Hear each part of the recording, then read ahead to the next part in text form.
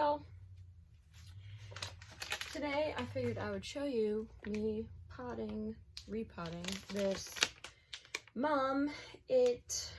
Jacob brought it home for me in November maybe, and I overwintered it inside because I was not planting anything in November, too much other stuff going on. But you can see it's starting to have some roots come out the bottom, and she needs a bigger pot. Oh, look. There's a plant tag in here. It just tells me it's a mum. It says that it's a potted mum. Well, that's a little... Anyway, it has much larger flowers than a standard like fall in the ground mum, if that helps any. I don't know. It was a mum. It was pretty. I need to clean it up some, so I'll probably do that while I'm repotting it. I also have this pot that Jacob also bought me, I think. I don't know where, but, or maybe, I think he bought me this one. And right now it just has some cuttings from that mum and some discard and some other soil in there. I think I had a different plant in there at once, and I just normally throw all the discards in a pot and they break down, and then I turn the soil, it kind of composts down on itself. So I'm gonna probably take it out of there. I'm gonna use this handy dandy box that's sitting right here. And I'm just gonna throw that on the ground. But yeah, I'm just gonna take out all the discards. Just still working out camera angles because my house is not made to film. We live here and it's a mess. Anyway, it's all going in the box.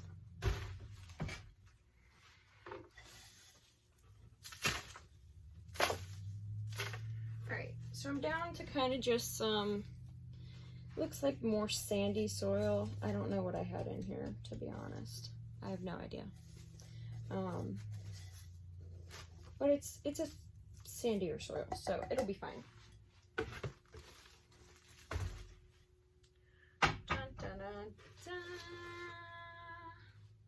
I'll be right back. I'm gonna grab some trimmers. So, Jake bought me a set of potting tools, and I have had them for all of, what, 3 weeks, 2 weeks? I've already misplaced the snips, the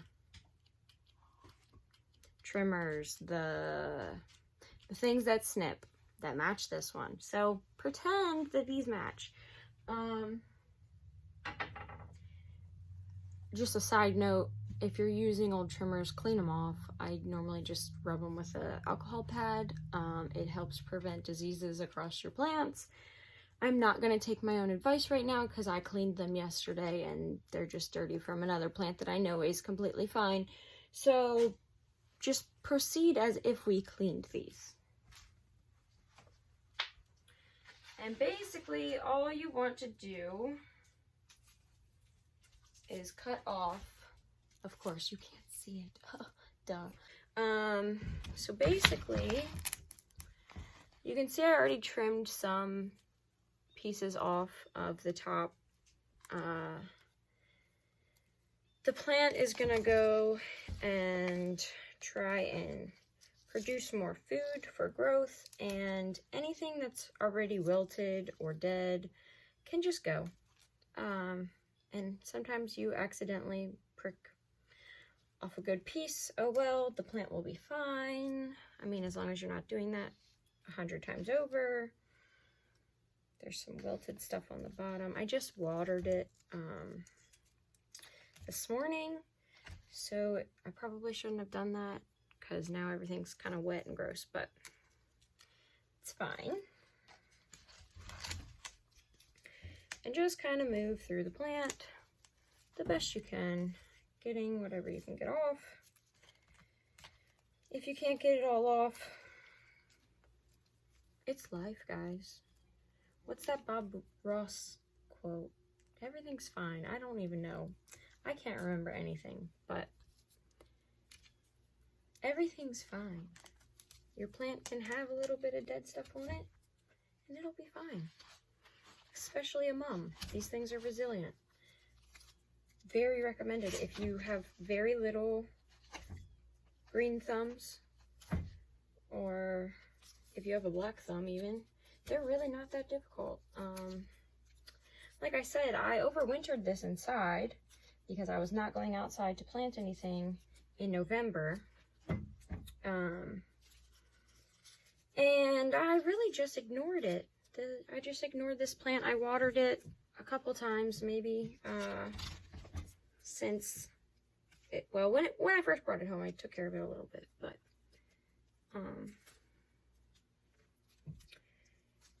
not high on the priority list when it comes to farm things to do, since a mum is just decorative, and, well, I knew the mum would be fine, so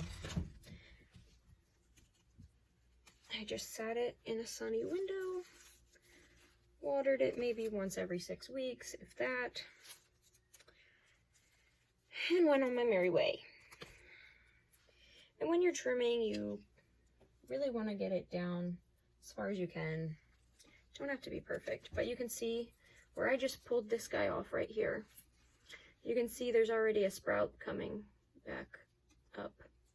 So try and just be mindful that you're going to have some buds coming up in certain spots of the plant.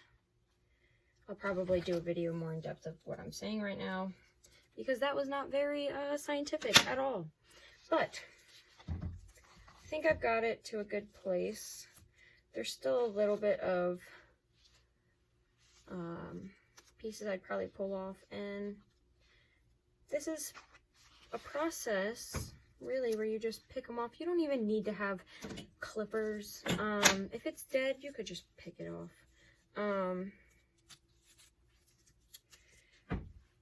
And this, of course, I'm talking about a non-diseased plant. If you know that your plant has an issue, be a little more smart about it.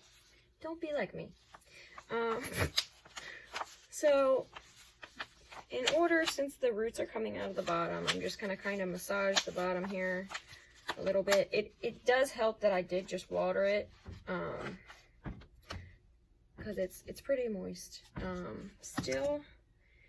And the roots kind of came out of there pretty nicely. If it was dried up and kind of sticking a little bit, you may have a harder time getting the roots out of the bottom without damaging them. And in that case, I would recommend that you cut them. Not cut the roots, I mean cut the pot. Cut the holes out and then be able to pull the roots through. So this one was, you know, decently root bound, but not to the point where it's damaging anything yet, which is nice because I really like this flower. These mums were very beautiful. Jacob did a really good job at picking these. They were in pretty decent shape when he brought them home too. We often save a lot of plants from the store when they go on clearance and they look like garbage, because most of the time I can bring them back. Or sometimes people dump plants. I take plants in, doing that sometimes. And right now I'm really just taking, this is a chopstick. Shout out to Sakura Japanese Steakhouse in Maryland. This is a learning chopstick. I have absolutely no idea how it got here, because it was not mine, but it was here, and it's perfect for picking out the roots and kind of separating some stuff so that, see here, you can get kind of the roots that come out of the sides here without damaging the plant. And this just kind of helps with the roots finding space in the new pot. It gives a little bit of airflow able to kind of come through here, especially if you have a pot or a plant that's in a pot that's pretty root bound, sometimes it can get too compacted. It won't even really do much. You've caused too much damage. But in this case, this is kind of the perfect time to repot this guy. He's doing pretty good. His roots all look very healthy. And normally I'd say I'd probably try and pull these out like this, very gently, just to try and get some of the bottom roots untangled from each other, if that makes sense. They're going to travel regardless if I do this or if I didn't do this. They were going to find their way because this is a pretty nice repot. There's still some space. You can see soil, and you know, there's a good amount where the roots haven't totally taken over in the pot. This is a prime example of a great time to repot your plants. So I'm just taking the chopstick here. You can use chopsticks, toothpicks. Sometimes in some gardening sets you can get for like succulents or smaller plants or like things of that nature. They come with a tiny trowel and a tiny rake. You can use those as long as you're pretty gentle and you're not ripping everything out. You can see like there's some sections here where there's a whole clump of roots, which everything looks healthy in here, so I'm pretty happy about that. And I don't go over the top unless it is a plant that needs over the top. So this guy really is a good little starting bulb in here. I'm just going to kind of massage a little bit more to loosen it up. And I'm going to go ahead, take this trowel. Since there's such a nice soil that it's already in, I'm not too worried about putting compost down in here. I'll just water it with some compost tea. And basically what we're doing here, I'm probably going to need some more soil. Let's see. Probably pull some out of the bottom. This is such a sandy soil. I'll probably need some soil to top him off and everything. But I don't go too crazy with it. Just get him a nice spot down in there. Yeah, I'm definitely going to need some more. But get him in a good position where when I do add soil, he's not going to be poking out too far from the pot. And it'll leave some space for him to be able to grow out and extend. And he'll get to be a fuller, bigger plant this way. His pot probably, so this is probably a 5-inch pot. If I had to take a wild guess at it, I can't read it. Yeah, the markings on here are too old, but, or maybe this will tell me. 6-inch. It's a 6-inch mum, which, may be incorrect. I think it's more 5 inches, but I could be wrong. It says 6. So 6-inch, and it's getting extended to probably, I don't know, 12 inches, maybe? Maybe not quite 12 in the pot here. 10 inches. So it's getting a little bit of an upgrade. And I really like this one, so I'm probably going to overwinter it in a pot next year as well when that time comes around. But we're just going to put some soil in here, and I'm going to go get some more soil. So I'll be right back. So I grabbed some soil. This is just from another plant that I had in the house. Not every plant survives the winter here. We heat the house with wood, and it's not very consistent. And it gets kind of dry in here if I don't turn humidifiers on. And some plants just can't handle that. And the plant that this soil is from was a annual anyway, so the likelihood of it surviving in this climate was not great. So no big deal. But had healthy soil, and it's pretty dry soil actually, so I probably should water it. You typically don't ever want to pot with dry soil, like bone dry soil, because it can have a hydrophobic almost response. Excuse me, I just inhaled a bunch of dirt. Dry soil sometimes has a issue with taking in water.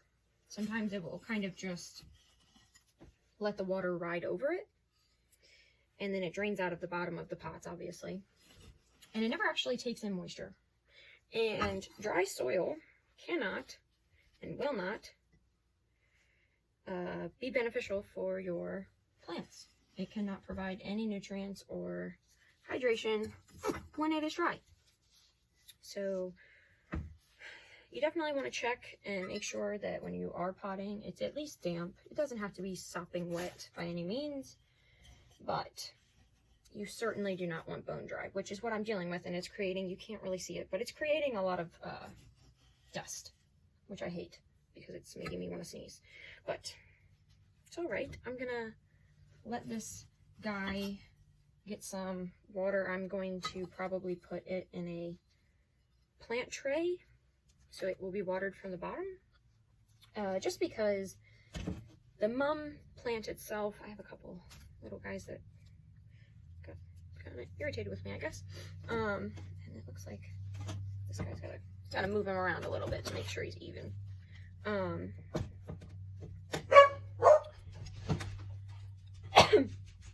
Okay, ignore my dogs. They're letting me know that someone is in the driveway. But I am going to water it from the bottom since this mum was already pretty moist around the roots, and I'll let this soil kind of figure out how it's going to get moist. It's probably going to draw some moisture off of the soil that's already wet from the plant itself, and then it will start soaking up some water via the hole in the bottom. People use that to drain. Sometimes people use it to water. Depending on the plant, you can water from the top or the bottom. Just with us getting a snowstorm this weekend, I'm going to water from the bottom, just in case with this plant sitting in the windowsill, it gets a little cold. I don't want any water on top of the leaves, because that can just cause issues with it getting that cold and being wet. And I really like this plant, like I said, so I don't want to have to do any rehab on it. So it looks, I might need to add some soil in the middle, but it's looking really good. Sometimes there's not a good way to add soil in the center, but looks pretty good to me. It's pretty centered in this pot, so it should have equal space around it to grow outward. You can definitely see, let me see if I can try and show you. You can see this is all new growth. Let's see. I don't think my camera is rated to be that close. But this top piece, it's a lot lighter. I don't know if you can really tell. The top piece here is new growth. There's a couple buds. Let me try and find one that looks good. Where are you? This guy right here looks like he's gonna flower, and I can't get my camera to focus, but there's a lot of growth in the bottom too, because I snipped away all of the dead top pieces here, so it's forcing the plant to produce more inside in the center here and towards the bottom of the plant. I hope that helps you when you're repotting your plants. This guy is ready to go back in his spot and probably won't need to be repotted until maybe fall time, because he didn't get too big of an upgrade, but I want him to grow into this pot and fill this pot first before I decide to put him in a bigger one. And plus, he looks pretty good in this pot. I really love this color blue, so I hope I was helpful. If not, I hope I was at least entertaining. And I'll try and do some more videos for you guys on some plants.